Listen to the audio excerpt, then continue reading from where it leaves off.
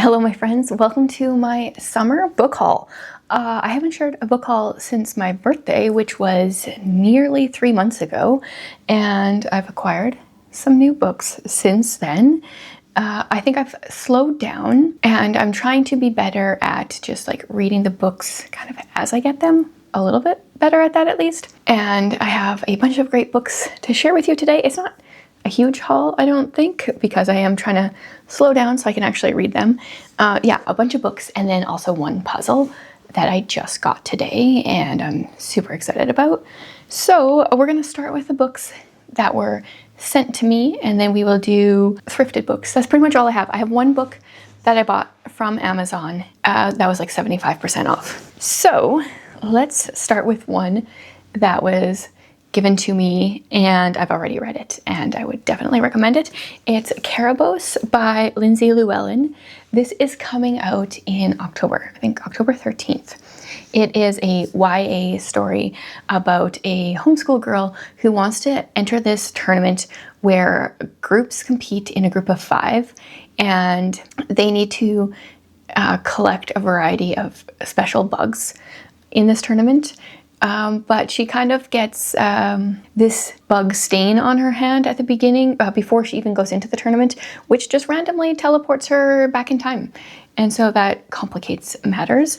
This book was very unique. I loved that our main character was a homeschooler and she wasn't just like a dumb, stereotypical homeschooler. She's like stereotypical if you're in the homeschool world, because she's very knowledgeable in what she's knowledgeable about. And I love that homeschool nerd thing. Yeah, loved it. And then there are maps throughout the book that change a bit, and I won't really tell you why.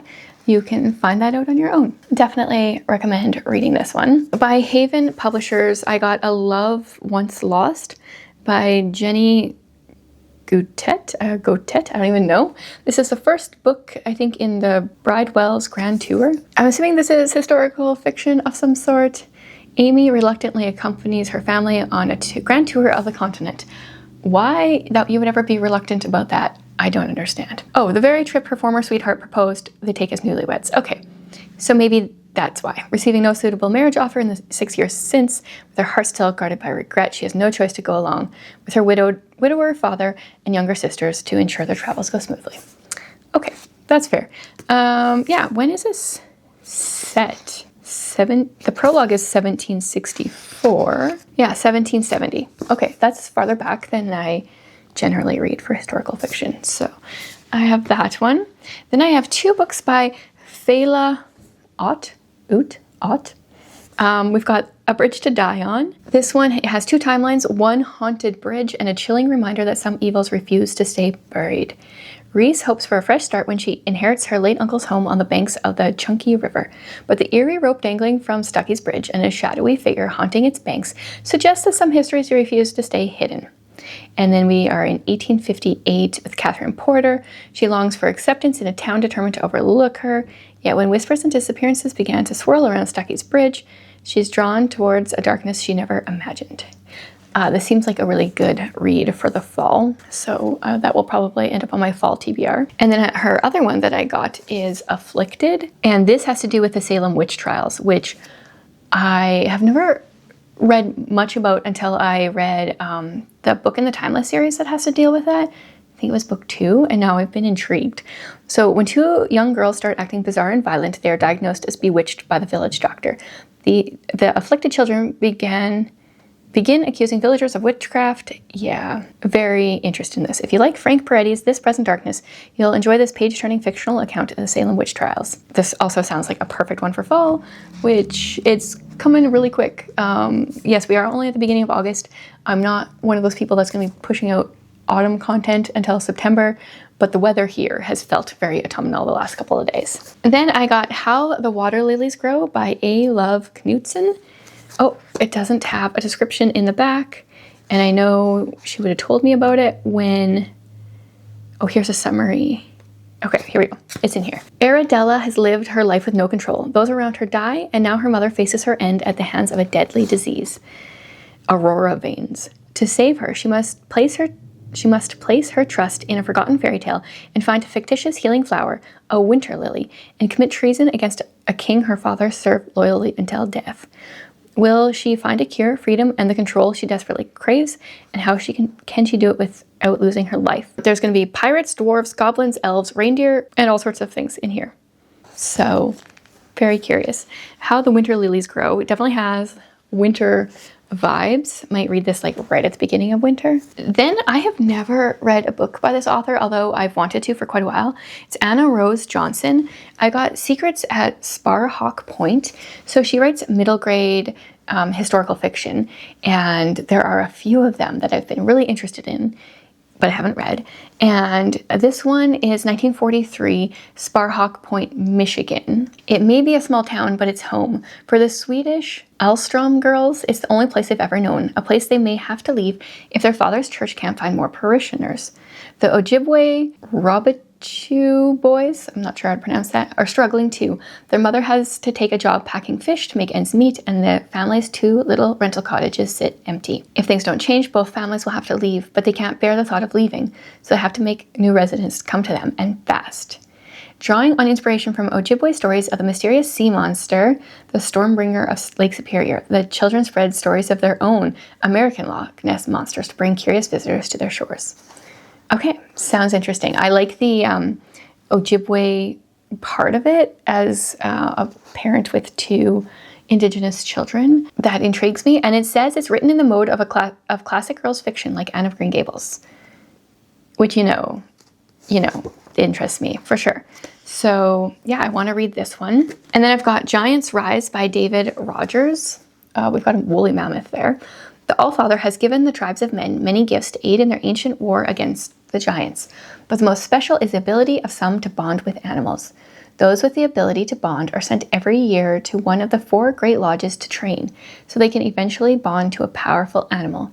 This path is essential to winning the war against the giants and ensuring humanity's survival. So this is going to be a series. This is book 1. And then we have Justification by Kurt D. Hutchinson. I think this is also a book 1 in a series. The Stratiotites, 7 men charged by God, wage war alongside angels in the hidden spiritual realm. Stephen, one of the 7, learns their leader is sick, and he begins to worry who the replacement will be. Now, despite his unresolved past, Stephen is assigned run leader repeatedly, an unwelcome sign. So this is a spiritual war for a lost soul. Interesting. It sounds like Frank Peretti-esque. Then I had a friend that was getting rid of a couple of books, so I looked through her stack and I got a few. I got Scrolling Ourselves to Death by, who is this by? Edited by Brett McCracken and Ivan Mesa. Reclaiming Life in a Digital Age. I've heard good things about this book, so I thought I would grab this off of her stack. I have not read it yet. This one I was really excited about. It is a very old book, but it's The Hidden Art of Homemaking by Edith Schaefer, creating creative ideas for enriching everyday life. I did just read a book by Francis Schaeffer last month. Didn't really enjoy it. I did put a wrap up of all the books that I read in July over on my Substack. I'm trying that out for right now because then I can write my thoughts right after reading a book. And yeah, I didn't love that one, but I am optimistic about this one. And then I have Whom God Has Joined by Isabel Kuhn. She was a missionary to China. Yes, I remember reading about her with my kids when they were younger. And this is I don't know if it's like an autobiography. I'm guessing so. It's very short. It's 120 pages. It was the 1920s, and a young woman named Isabella Miller was making her mark in the theater, social, and academic world. But through her mother's prayers and after a tragic romance, Isabel discovered peace with God. So she read about Hudson Taylor and the China Inland Mission, and she felt a call to go to China. Yeah, I think that'll be really good. It's obviously going to be very condensed. And I think this book was from that same friend, Heart of Darkness and Tales of Unrest by Joseph Conrad. I think I've read Heart of Darkness before, but I can't remember. So, and I definitely haven't read Tales of Unrest. So I can read this, I can get my kids to read it. I did buy a not so great condition book from the thrift store a while ago. It's Great Expectations. It's a little bit stained, which is not great, but I wanted Great Expectations in a better edition, and I really like these Penguin Classics editions, so I picked it up even though it's not in the best condition. And then actually a while ago, I got Red Queen from the thrift store. I think it was like shortly after my last book haul, because I've had it for a while, but I haven't put it on my shelf because I was waiting to haul it. I have heard such good things about this series.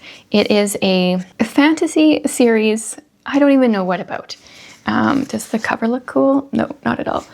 Yeah, I don't really know anything, but I've heard such good things. So now I have a physical copy of the first book, so I should start it soon. And then today I just went thrifting. I shared a bunch of pictures of books I did not purchase in my Instagram stories, just like books that caught my eye for different reasons. Yeah, it can be different things. It could be like a pretty cover. It could be like the name of the book. It's a variety, but I didn't buy any of those. This is what I did actually buy. And these are all books for our homeschool. I got Persuasion by Jane Austen in this, it's another Penguin. This is the Penguin English Library edition. I really like this edition for some reason, and I'm just collecting them when I can find them. And I think Persuasion is maybe the Jane Austen I would like my daughter to read this year. I wrote a list of 50 plus books I want her to read this year, put it on Substack, and I keep thinking of more books for her to read. It happens. And then I found, actually my daughter found this one. It's Uprising by Jennifer E. Nielsen, which is one of her historical fiction that I had never heard of before. I don't know when this one was published, but it's set at the beginning of World War II. Oh, 2024. So this is a recent one. We're set in Poland in September 1939. Of course, the price tag's right over that date. Yeah, we're set in Poland. And so obviously World War II is beginning, and this is based on a true story. One girl will rise up to resist when the Nazis invade her homeland. I haven't loved her newest, well, I mean, this is one of her newer ones. I didn't love Iceberg, and I feel like there was another one of hers I didn't love, but I have loved other ones of hers. So I thought I would grab it and use it in our homeschool. And then another historical fiction is an Alan Gratz book. This one is Refugee. So this one follows, once again, this sticker is very much in the way. We've got a Jewish boy. I don't know, the threat of concentration camps, 1930s. We've got Isabel. She's a Cuban girl in 1994. And we've got Muhammad is a Syrian boy in 2015. So all three kids go on harrowing journeys, all face unimaginable dangers, but there's always the hope of tomorrow. So I've heard good things about it. His books are definitely like more intense, not necessarily for the younger ages, but I think my 13-year-old will be ready for this year. So I grabbed that one for him. And then I found a Christian nonfiction, which can be hard to find good ones. I got Gospel Fluency by Jeff Vanderstelt, and I'm pretty sure this was already on my 11th graders list. If not, then I accidentally forgot it, because I definitely intended it for it to be. I'm pretty sure it is. This is Speaking the Truths of Jesus into the Everyday Stuff of Life. Really good. I've read it a few times and have never had a physical copy, so now I do. Highly recommend that one. And then this is a historical nonfiction biography memoir type thing called Indian Horse by Richard Wagamus. Oh, okay. I always thought this was a memoir, but I think maybe it's a novel, but maybe based on like true experiences. This is about a boy who I think goes to a residential school. Apparently I don't know as much about this as I thought I did. But I've heard a lot about it, as far as like I've heard it mentioned for years, and I feel like it's a book that I definitely should read. So I'm going to read it and then also maybe assign it to my oldest to read. And then I have one more book. You Are Not Forgotten by Christine Hoover. This is another one that I read in July, so I talked about it in my Substack when I was wrapping up my books. The subtitle is Discovering the God Who Sees and the Overlooked and Disregarded. And I bought this because it was on sale for under $6, which doesn't happen on Amazon for Christian nonfiction in Canada. I didn't love it. I did love the end, The beginning and middle were a little bit whiny, and I thought she was kind of like saying that she was justified in her whininess for part of it, but then by the end, she's saying she wasn't, so maybe I was just misinterpreting what she was saying at one point. But yeah, so I liked the ending, but I didn't really love the first 2/3. It also might just have been like maybe not the right time or like season for me to be reading it, because I have enjoyed some of Christine Hoover's other books before, or at least I really liked Messy Beautiful Friendship. I never did finish How to Thrive as a Pastor's Wife. So I don't know, maybe her writing isn't for me. I'll have to read more to find out. And then I got a puzzle today. Yeah, my daughter and I were thrifting, and then we went to Winners, and this is just the cutest puzzle. It's 500 pieces. It's called Brew, and it has a ton of ghosts around it. I'm not like a big, spooky season Halloween person, but I think ghosts can be illustrated very cutely. And I think that is done very well in this one. They're at a coffee shop. It has hot chocolate on the menu. Let me show it to you a little closer. Isn't that cute? There we go. Isn't that so cute? And I've been loving 500-piece puzzles. So, I mean, I have to save it for October, which is unfortunate, but very excited. Just adorable. Love that. Okay. Now, tell me what you have been buying lately. Any good books, any good thrifting purchases, any puzzle recommendations, especially if they are 500. I am still willing to do 1,000-piece puzzles, but I'm feeling like 500 or even 750, if there was more puzzles that were that size, are like more of my sweet spot. So, love your guys' recommendations. Thanks so much for hanging out with me today. I will be back again next week with another video.